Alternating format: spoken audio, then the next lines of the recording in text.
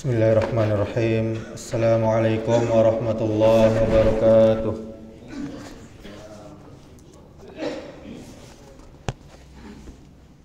Alhamdulillah allazi bi ni'matihi tatimmus shalihat. Asyhadu an la ilaha illallah wahdahu la syarikalah wa asyhadu anna Muhammadan abduhu wa rasuluh la nabiyya ba'da, amma ba'du. Bapak Ibu kaum muslimin, kaum muslimat, jamaah subuh yang dimuliakan Allah Subhanahu wa taala. Kembali kita bersyukur kepada Allah Subhanahu wa taala. Nikmat Allah yang begitu banyak masih menyertai kita. Dan dengan kita memperbanyak syukur, mudah-mudahan Allah selalu tambahkan nikmatnya untuk kita.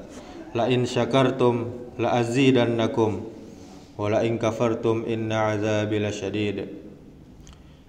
Kemudian salawat serta salam semoga selalu tercurahkan untuk junjungan kita, panutan kita, suri tauladan kita, yakninya Nabi Muhammad sallallahu alaihi wasallam. Allahumma salli wa sallim wa barik ala Muhammadin wa ala alihi wa ashabihi ajma'in. Mudah-mudahan dengan memperbanyak salawat kita termasuk umatnya yang nantinya akan mendapatkan syafaat. Amin ya rabbal alamin. Bapak Ibu kaum muslimin, kaum muslimat, jamaah yang dimuliakan Allah Subhanahu wa taala. Ada wasiat Nabi sallallahu alaihi wasallam kepada anak paman beliau, yaitu Ibnu Abbas radhiyallahu anhu. Namanya Abdullah bin Abbas. Abdullah bin Abbas radhiyallahu anhu pernah berkata, suatu hari aku berada membonceng di belakang Rasulullah sallallahu alaihi wasallam. Beliau sallallahu alaihi wasallam bersabda kepadaku, wahai anakku, aku akan mengajarimu beberapa kalimat. Jagalah Allah, niscaya Allah Subhanahu wa taala akan menjagamu. Jagalah Allah, pasti kamu akan mendapati Allah di hadapanmu. Kenalilah Allah di saat lapang, niscaya Dia akan mengenalimu ketika sempit. Jika kamu memohon, maka memohonlah kepada Allah. Jika kamu meminta pertolongan, maka mintalah kepada Allah Subhanahu wa taala. Ketahuilah bahwa sekiranya semua makhluk berkumpul untuk memberikan suatu manfaat kepadamu, niscaya mereka tidak akan bisa memberikan kamu manfaat kecuali apabila hal itu telah ditakdirkan untukmu. Dan sekiranya mereka berkumpul untuk mendatangkan suatu bahaya kepadamu, niscaya mereka tidak kuasa mendatangkan bahaya itu kepadamu kecuali apabila hal itu telah ditakdirkan untukmu. Pena-pena telah diangkat dan lembaran-lembaran telah kering, maka apa saja yang ditakdirkan menimpamu pasti tidak akan luput darimu, dan apa saja yang ditakdirkan luput darimu pasti tidak akan menimpamu. Ketahuilah, sesungguhnya bersama kesabaran pasti ada kemenangan, dan bersama musibah pasti ada jalan keluar, dan setelah kesulitan ada kemudahan. Hadis riwayat Ahmad juz 1 halaman 293. Bapak Ibu kaum muslimin, kaum muslimat, jamaah subuh yang dirahmati Allah Subhanahu wa taala. Wasiat yang agung ini, wasiat yang mulia ini hendaklah diingat dan diamalkan oleh seorang muslim, karena dengan mengamalkannya pastinya akan mendatangkan kebahagiaan dan keselamatan. Wasiat yang pertama, adalah kita menjaga Allah Subhanahu wa taala. Sebagaimana sabda beliau sallallahu alaihi wasallam, jagalah Allah. Apakah Allah butuh penjagaan kita? Tidak. Maksudnya adalah menjaga agama dan ketentuan-ketentuan Allah dengan cara menjaga ketaatan dan menegakkan hukum-hukum Allah. Jika hukum-hukum tersebut berupa kewajiban, perintah, dia tidak melanggarnya. Dan jika hukum-hukum itu berupa hal-hal yang dilarang, diharamkan, dia meninggalkan dan menjauhinya. Maka siapa yang menjaga Allah Subhanahu wa taala, Allah Subhanahu wa taala akan menjaganya, menjaga agamanya, menjaga keluarganya, dan menjaga hartanya. Menegakkan ketaatan kepada Allah Subhanahu wa taala adalah salah satu sebab agama seorang hamba akan terjaga sampai dia meninggal dunia. Juga merupakan sebab keluarga seorang hamba terjaga saat mereka hidup dan setelah meninggal dunia nanti. Sehingga hal-hal yang tidak diinginkan pun tidak terjadi pada mereka. Sebagaimana Allah Subhanahu wa taala berfirman, "Wa kana abuhuma salihan." Sedang ayahnya adalah seorang yang saleh. Ini surah yang kita baca setiap Jumat, Al-Kahfi di ayat 82. Kemudian keduanya dijaga oleh Allah Subhanahu wa taala karena ayahnya tadi menjaga agamanya, menjaga Allah Subhanahu wa taala dan menjaga hukum-hukum Allah Subhanahu wa taala. Itulah yang menjadi sebab seorang hamba terjaga.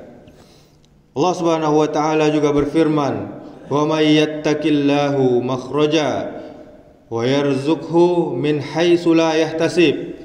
Siapa saja yang bertakwa pada Allah, dia takut pada Allah, dia patuh dan tunduk kepada Allah, niscaya dia akan mengadakan baginya jalan keluar dan Allah memberinya rezeki dari arah yang tidak pernah dia sangka-sangka.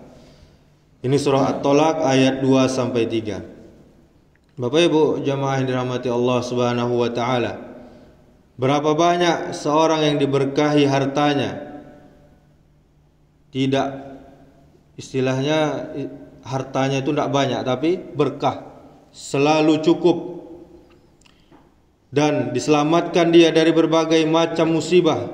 Karena apa? Di balik itu semua dia menjaga hukum-hukum Allah Subhanahu wa taala. Kemudian di dalam hadis tadi, wasiat yang kedua, menjaga Allah Subhanahu wa taala adalah penyebab datangnya petunjuk, hidayah. Sebagaimana sabda Rasul sallallahu alaihi wasallam, jagalah Allah, niscaya engkau akan mendapatinya di hadapanmu.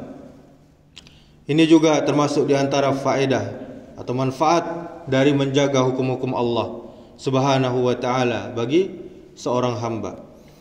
Dia akan mendapati Allah Subhanahu wa taala di hadapannya. Maksudnya adalah memberi hidayah. Allah akan memberi dia petunjuk. Allah akan memberi dia kebaikan dan Allah akan memudahkan semua urusannya, sehingga semua urusannya yang dia lalui menjadi mudah.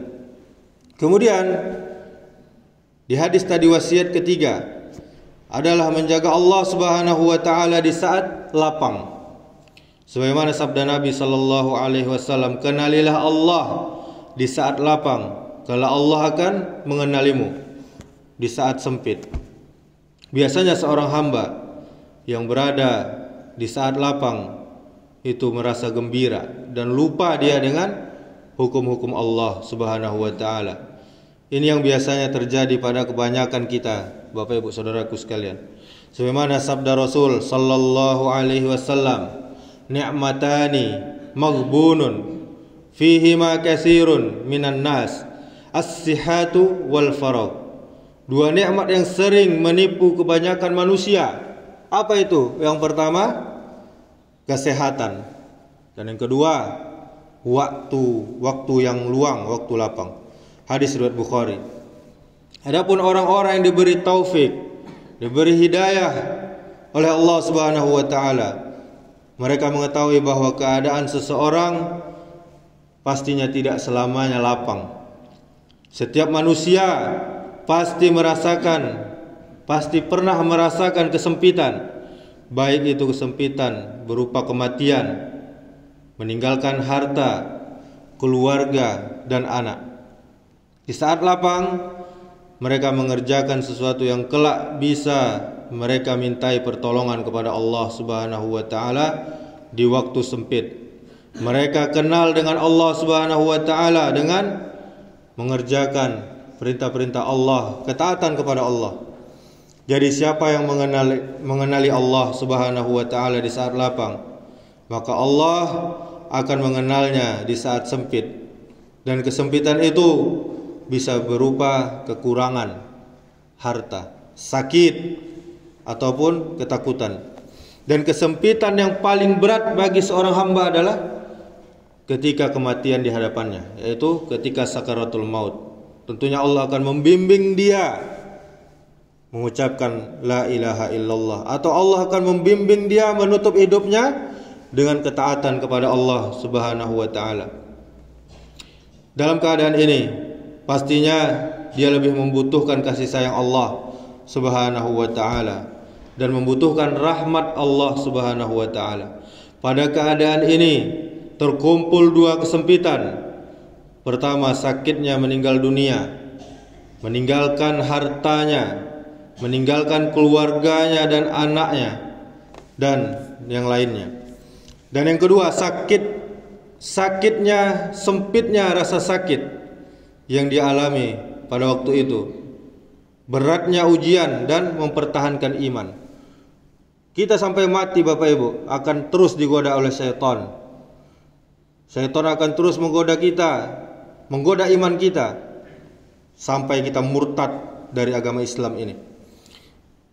Dan setan selalu bersemangat untuk menggelincirkan kita sebagai hamba Allah.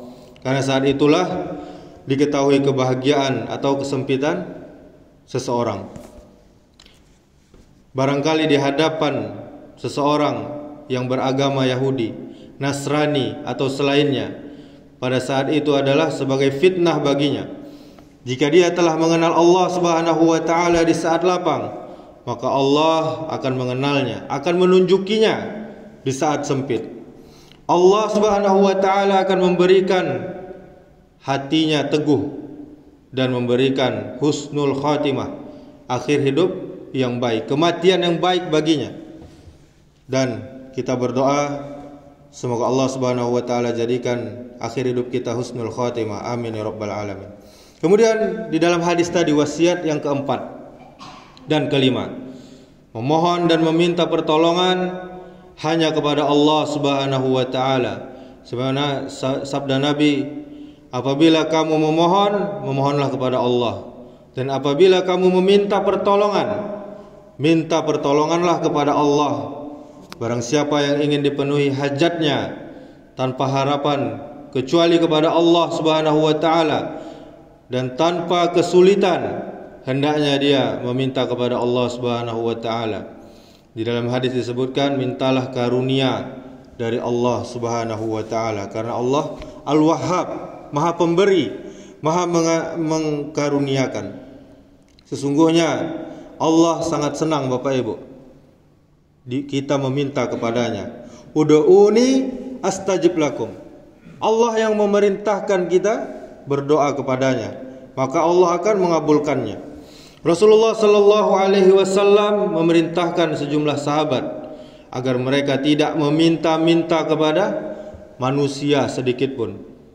Di antara mereka ada yang cemetinya atau tali untanya jatuh dan dia tidak minta seorang pun mengambilnya.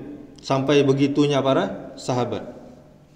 Setelah menyampaikan wasiatnya, selanjutnya Rasulullah sallallahu alaihi wasallam menjelaskan bahwa seluruh manusia tidak akan mampu memberikan manfaat dan madarat, celaka, kecuali apabila telah ditakdirkan Allah Subhanahu wa taala.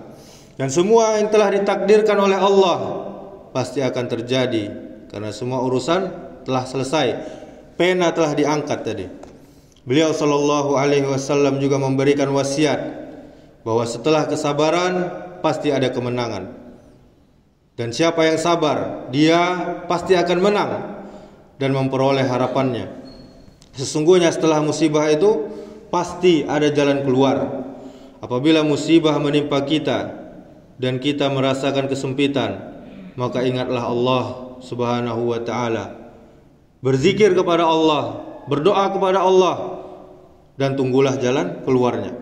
Sesungguhnya pertolongan Allah Subhanahu wa ta'ala itu sangatlah dekat, dan setelah kesulitan pasti ada kemudahan.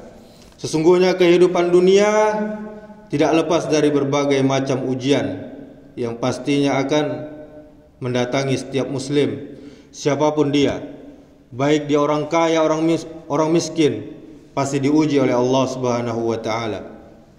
Maka dari itulah Allah Subhanahu wa ta'ala perintahkan kepada kita untuk meminta tolong dengan dua perkara. Dua perkara ini yang akan meringankan berbagai macam permasalahan kehidupan. Dua perkara ini insya Allah dengannya Allah akan memberikan bantuan kepada kita, Bapak Ibu Saudaraku yang dirahmati Allah Subhanahu wa ta'ala. Apa itu? Allah berfirman, ya ayyuhallazina amanu ista'inu bis sabri was shalah. Wahai orang-orang yang beriman, minta tolonglah dengan kesabaran dan salat. Surah Al-Baqarah ayat 153. Kemudian Allah Ta'ala juga memerintahkan kita untuk isti'anah, meminta tolong bis sabri was shalah, dengan sabar dan salat. Karena dua amal ini suatu yang sangat mulia di sisi Allah Subhanahu wa ta'ala. Bapak Ibu Saudaraku yang dirahmati Allah Subhanahu wa ta'ala, inilah wasiat Nabi sallallahu alaihi wasallam kepada anak pamannya. Marilah kita ingat, kita laksanakan agar kita mendapat keberuntungan, kemenangan. Allah Subhanahu wa ta'ala berfirman dalam surah At-Taubah ayat 112. At-taibun al-abidun al-hamidun as-sa'ihun ar-raki'un as-sajidun al-amirun bil ma'ruf wan-nahuna 'anil munkari wal hafizuna li hududillah wa basyiril mu'minin. Maka mereka itu adalah orang-orang yang bertaubat, orang-orang yang beribadah, orang-orang yang memuji, yang melawat, yang rukuk, yang sujud, yang menyuruh berbuat ma'ruf dan mencegah berbuat mungkar, dan yang memelihara hukum-hukum Allah. Dan gembirakanlah orang-orang mukmin itu. Jika kita ingin Allah selalu menjaga diri kita, harta kita, keluarga kita, jagalah penerapan aturan dan syariat Allah Subhanahu wa ta'ala dalam kehidupan kita. Dan menjaga Allah di dalam hadis tadi adalah menjaga hak-hak Allah, perintah-perintah Allah, dan kita tidak melanggar larangan-larangannya. Karena Allah sendiri tidak butuh penjagaan dari siapapun. Bahkan dialah yang menjaga seluruh makhluk dan alam semesta ini. Hak Allah yang paling pertama harus dijaga oleh seorang hamba adalah tauhid. Tauhid adalah penentu utama seseorang untuk masuk surga atau neraka. Hal yang pertama dinilai adalah apakah ia menyekutukan Allah atau tidak. Itu sesuai dengan hadis. Barang siapa yang bertemu dengan Allah tidak menyekutukan Allah dengan suatu apapun, maka dia masuk surga. Barang siapa yang bertemu dengan Allah menyekutukannya dengan sesuatu, maka dia masuk neraka. Hadis riwayat Muslim. Semoga Allah Subhanahu wa ta'ala memudahkan kita untuk selalu meningkatkan keimanan dan ketakwaan kita kepada Allah dengan senantiasa melaksanakan segala perintahnya, dan kita dimudahkan oleh Allah berusaha secara maksimal untuk meninggalkan segala larangannya. Sebab apa Bapak Ibu Saudaraku yang dirahmati Allah? Dengan takwalah semoga kelak kita menjadi penghuni surga. Amin ya rabbal alamin. Subhanakallahumma wa bihamdika asyhadu an la ilaha illa anta astaghfiruka wa atubu ilaik. Wassalamualaikum warahmatullahi wabarakatuh.